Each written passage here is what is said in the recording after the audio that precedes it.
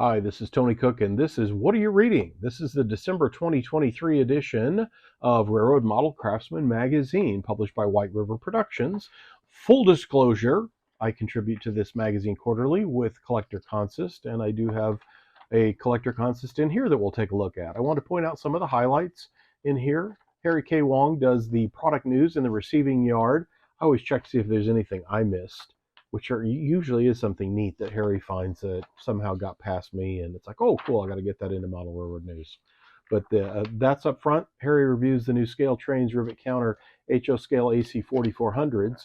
And then there's always great features in Railroad Model Craftsman, and this issue is no exception. I really liked Joe Green's How to Model Prototype Scenes. When I see scenes a lot, I will email my assistant editor, Shane Mason, at Model Road News, going, this would be a really cool thing for us to build for like a cover shot or display models.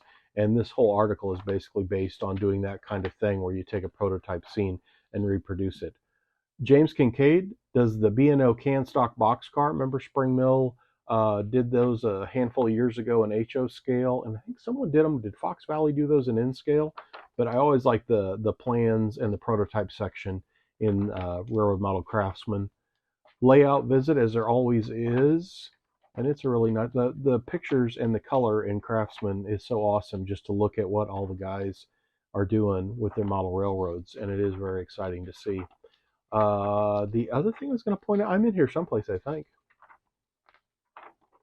There we go. Collector Consist. I take a look at wide vision cabooses in HO scale. I did a show with Athearn recently and talked about the history on the wide visions. That Duluth Mesabi and Iron Range is the first international car wide vision caboose, and I cover the various models as they're hitting 50 years old this year. That Athearn, the Burlington up there, is a newer ready to roll, but the original Athearn and this whole batch of wide vision cabooses that all came out in the early 1970s are all 50 years old, if you can believe it. Always fun stuff in Railroad Model Craftsman. You can find out more by going to shop.whiteriverproductions.com. I'll put a link in the description below. And that's what I'm reading. What are you reading?